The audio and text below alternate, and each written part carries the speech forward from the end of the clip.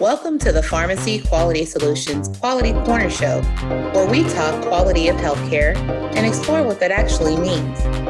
Let's dig into performance measurements, the Equip platform, pharmacy goals, and personal goals. We will also occasionally cover topical healthcare news and maybe throw into the conversation a few of our own nerdy passions and hobbies. So turn us up. The Quality Corner Show starts now. Hello, Quality Corner Show listeners. This is your host, Nick Dorich, and we welcome you to episode number 44 of the Quality Corner Show. A lot of our previous episodes, or more recent episodes, have focused on education and process around different topics, but we wanted to slow things down and take a bit of a different approach for today. It's been a while since we've had a chance to catch up some of our old friends from prior podcasts, and as there's been a lot of activities going on in the world, because of COVID or things getting back into the fold because of more of a response due to COVID, we wanted to take this opportunity to review how pharmacies are operating and just how some of our collaborators with the PQS team have been functioning. So with that, I'm going to be excited today to bring back a familiar guest, that being Jasmine Perry, now a third-year Pharm.D candidate at the UNC Eshelman School of Pharmacy. So we had Jasmine over the summer at the PQS team, and she had done a great job working with our communications, but we're happy to bring her back in for today's podcast. So Jasmine, welcome back to the Quality Corner Show. Thank you so much for having me. This time feels a little bit less nerve-wracking, so I'm really excited for the conversation. Jasmine, I'm really excited to hear that. And I know you've been back into the normal fold of school operations. We'll get into that during our discussion here a little bit. But we're glad that there's some sense of normalcy that's there. We miss having you as part of the PQS team on a routine day in, day out basis, but we're going to look forward to having your perspective for today's conversation. So before we jump into that, do you mind just giving a quick update where you've gone or where you've been since the summer ended and the fall has started? Well, honestly, I feel like my summer and my fall kind of ran together. With COVID-19 and social distancing and being at home all the time, I don't necessarily think that I had a traditional summer. So going into the fall, I was still in the swing of things, coming off my PQS internship and working for most of the week. So I think that the fall has started I had great momentum. So I'm currently on rotations at the UNC Medical Center. So initially I did a cardiology rotation, which was very, very exciting. I actually did a blog post at PQS over the summer about cardiology. So I was ready. I was energized. I learned a lot about ACS, a lot about heart attacks. So cardiology was fun. And right now I'm doing pediatrics. So something completely different, but of course it's a learning experience. So coming from PQS over the summer to direct patient care has been a little bit of a transition, but while working at PQS, I feel like I still kept my clinical knowledge up. So it's been a pretty smooth transition. It's great to hear, Jasmine. Thanks for that and background or how things have been going for you. It's an important item. And you talked about how there's a little bit of variety, the work you've been doing now with your rotation, working from PQS. That's important for pharmacists, right? Pharmacists are never doing the same thing day in and day out. That's part of the benefit being a pharmacist. You're never really going to be tired doing the same thing. It can also be a little part that introduces unique chaos that may not be the same for other fields. So I appreciate your context there. We're going to go ahead and jump into our questions for today. I'm looking forward to this discussion. I think you've got a lot to add for our listeners and topics that are going to be topical for the world we're in today, and I look forward to your perspective. So we'll jump in. And Jasmine, the first thing I want to talk about with you today, you mentioned your experience here at PQS and working with our team, working with Equip and working with pharmacies. Can you share a little bit about your experience here and what you learned, what maybe you didn't learn before, and if you've got any tips for pharmacies based on your experience now? So that's a really good question. Honestly, prior to my internship at PQS, the majority of my work was in community pharmacies. I had done one rotation experience at a community pharmacy that was incredibly innovative. So prior to here, I did a lot of MTMs, a lot of talking with patients about adherence, but I really had no idea about how all the pieces of the puzzle fit together. And honestly, being an intern at PQS has opened my mind to all the possibilities of where pharmacy could potentially go, all of the great programs that are happening right now, all the I guess, innovation that community pharmacies are using to not only impact patient care, but ultimately impact health outcomes. So I think that PQS definitely gave me a great idea about managed care and how all the pieces of the puzzle fit together for pharmacy for value-based care. So I learned a lot. I asked a ton of questions. I really didn't have a great idea of what managed care and value-based care was before. So I'm really thankful to PQS for answering my 1 million questions while there. And I definitely think that what I learned at PQS gives me a different outlook now in the community pharmacy space. So MTMs seem a little bit more exciting because I know that the end result is great and patients are ultimately the number one priority in pharmacy. So going from PQS to community pharmacy again has been really, really eye-opening. And I have a new outlook on exactly how quality metrics play into health outcomes for patients. It's great to hear that perspective, Jasmine. It makes me really proud that we gave you a good experience and that you learned a lot. The context around how these different services and how value-based payment, working with payers, pharmacies are doing a lot.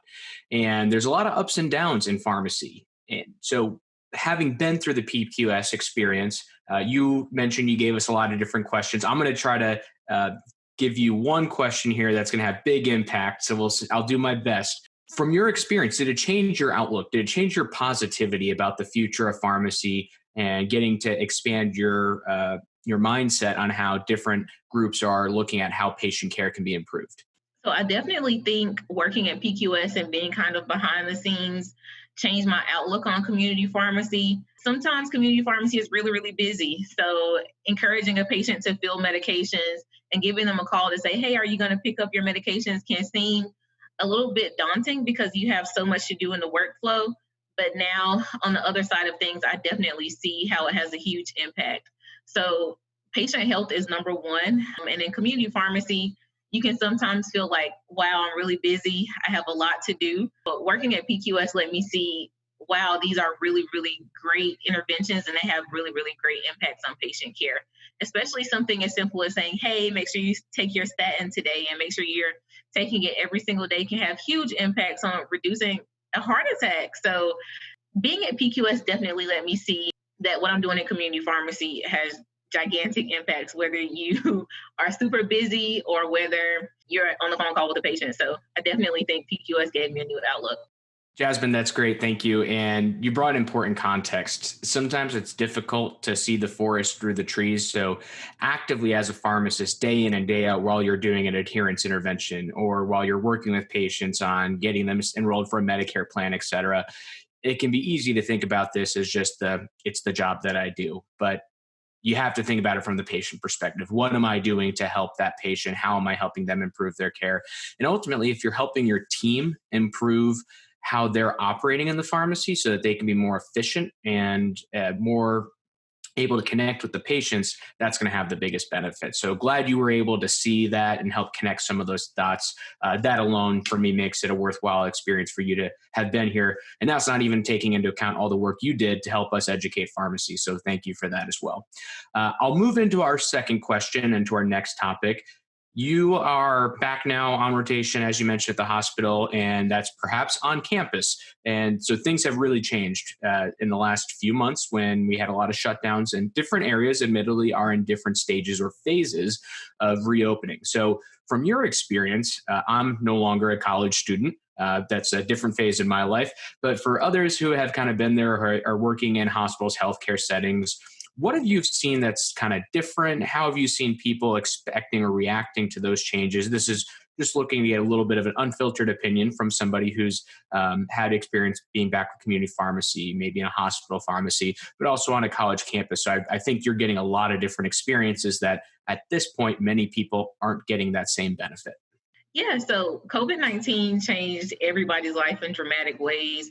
So I was a little bit nervous or hesitant to go back to the hospital or go back to school just because I had been at home all summer. So being at home for months and then transitioning to being on a medical team was pretty scary for me. But when I actually got to the hospital and I saw how things were running, I felt really safe. So honestly, the biggest change is PPE. So everybody has to wear PPE, including patients if they're able to.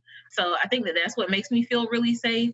but also the idea that all employees and all students who enter the hospital have to do wellness checks. That also makes me feel pretty safe. So I think that the precautions that are being taken, initially it was a little bit of an adjustment, but it makes me feel really safe. I don't really feel like I'm at risk. And if I ever feel uncomfortable, the medical team understands and my preceptor understands. So if I'm uncomfortable, I don't have to do anything that I feel will put me at risk. So being at the hospital in the medical setting has been a really smooth transition, I would say. And in terms of community pharmacy, I guess the biggest thing, we also wear PPE, but some patients feel like there's a little bit of a barrier to communication. So in some community pharmacies, there's like a glass up, so patients can't directly speak with you. Is somewhat of a barrier between you. So some patients do feel like that's a little bit of a hurdle, but after speaking with them and letting them know that everybody's safety is a priority, I think that they really see the bigger picture. So far, things are going smooth. No concerns on my part about COVID-19 right now. Do you mind sharing a little bit around what are some of those health and wellness checks that are happening at your particular location? Again, different locations may have different approaches based on information. And as everything with COVID, we are learning along the way. So I don't want to point our listeners to saying that, hey, the way that Jasmine is doing it is the only way to do it. But I think just expanding upon that, because from my experience, I know speaking with others that are maybe going back to the office in different settings or having more patients come in as things open up, that can be a little bit of a concern as well. So do you mind sharing a little bit on some of those details? Sure. So it's a little bit different for different areas, but number one, PPE, everybody has to wear a mask and goggles. So it's two different barriers. And I think that the goggles, I don't know if it's like a mind thing, but they literally make me feel like so safe. So beyond that, the wellness checks include you have to fill out a daily survey and they have to be sent to your manager. So the survey basically asks you questions like, have you been in contact with anyone? How are you feeling today? And there are also temperature checks. So they make sure that everybody is feeling okay and feeling safe before they enter the workplace. Great, thank you. We'll get to our last question or topic for today, and it's the item that's most popular right now, and it's the topic of immunizations. I don't think I see or go anywhere without hearing about immunizations. It coming up as a question from a friend, from a professional colleague, former classmate, or even in my business conversations with different organizations. Right now, as we're recording this podcast, we are in mid-September 2020 to date our podcast, if you will, here. And already what we're seeing from and hearing from many is that we are at already the peak of flu shot administration season. I had to make sure I had my wording correct there. So we're not actively seeing or hearing a whole lot about flu, and actually a lot of indications from the southern hemisphere, which based on trending, they tend to get their flu season before we do, obviously due to tilt of the earth and how seasons work. But typically the flu season that they get is what typically leads into, for us in the northern hemisphere, or what our flu season is going to be like. Now, in the southern hemisphere, there was a lot of reduction for flu, probably due, and probably, I'm not going to get into correlation, causation, et cetera, but probably due to a lot of social distancing, mask wearing, et cetera, increased PPE, et cetera. But as pharmacies and as health professionals have been talking about, one of the best things that people can do here and now for their health and their well-being going forward is getting a flu shot. Many people have been doing that already, and many people are going to pharmacies to do that because their doctor's offices may be closed or limited and they wouldn't be able to get them, or maybe they would get flu shot at a clinic, at their kid's school, or at a senior center, or something else like that. So Jasmine, I'll pose the question here to you now with all of that as the background. Have you been working in pharmacy? Have you been seeing flu shot administration? Have you been hearing from some of your classmates or your colleagues and your professors about how things are going? We've had a couple of conversations on the show about flu shots and PPE and COVID, but now that we're actively into the season, I'd like to see if there's anything you can share about that topic firsthand.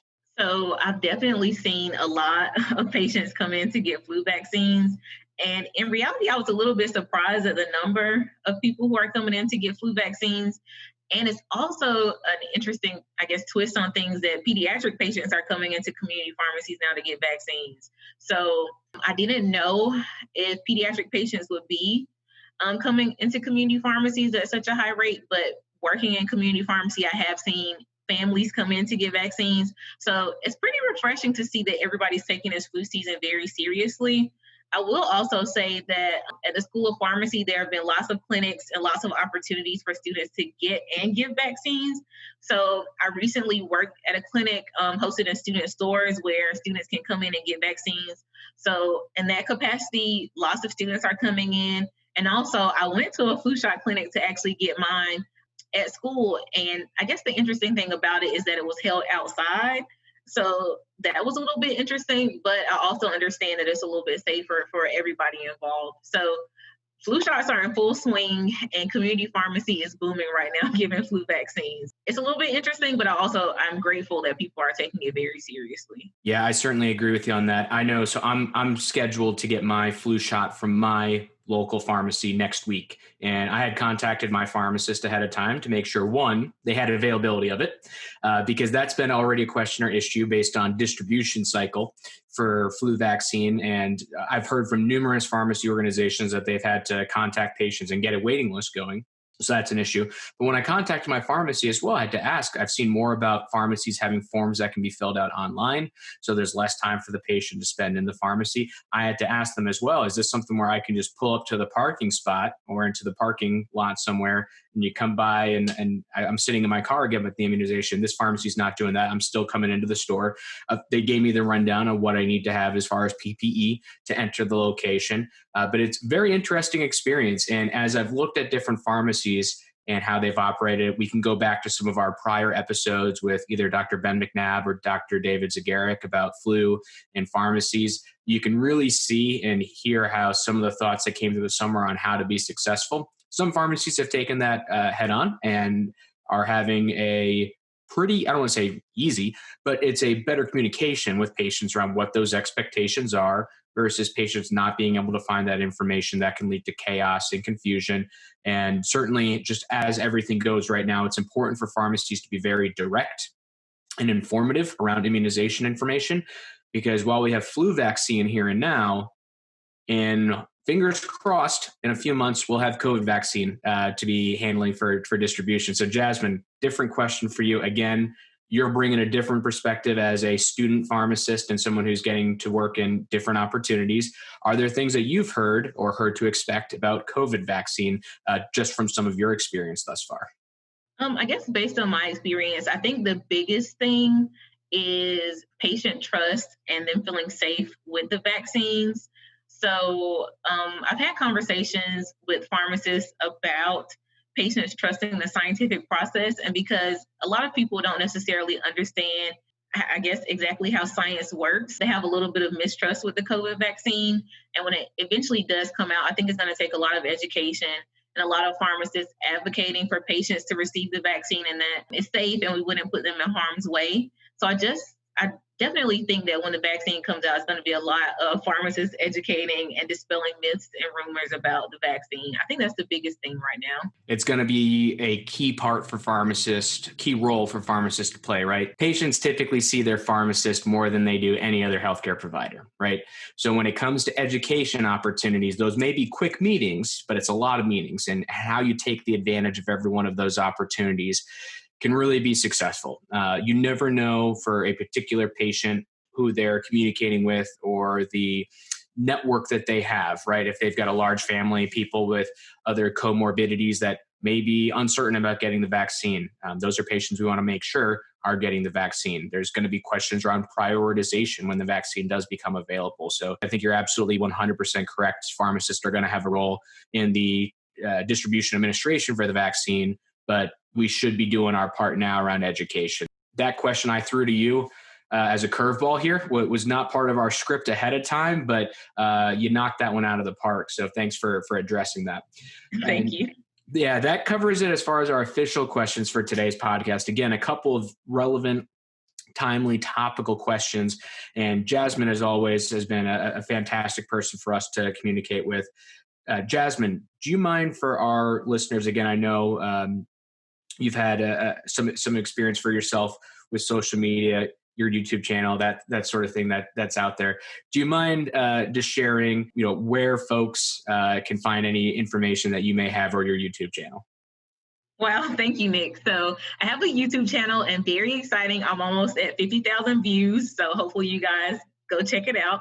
So if you go to youtube.com/JasDanielle1, so JasDanielle, the number one, you can find me on YouTube. I have lots of interesting videos about pharmacy school and how pharmacy students can take advantage of the process and learn throughout our journey in pharmacy school. Feel free to check out my YouTube channel. So thanks, Nick. Thanks, Jasmine. It's really inspiring to have someone like yourself that is so active and hungry, trying to make a change that's here. So thank you for being you. Thank you for contributing to some positivity that's there. We certainly need more of that in 2020.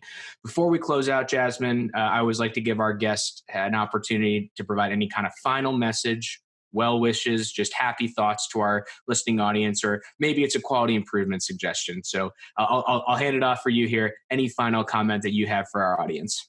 I guess my final comment would be for community pharmacists right now during flu vaccine season. Keep pushing. I know workflow can be pretty busy, but make sure that the patient is first in mind. So keep giving flu vaccines, keep counseling patients, keep pushing adherence, because at the end of the day, it impacts health outcomes. So keep going, community pharmacists. Excellent. Jasmine, thank you.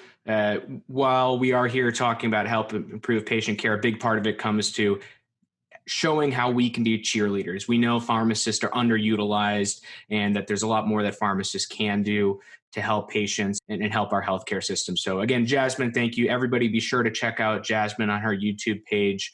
That's there.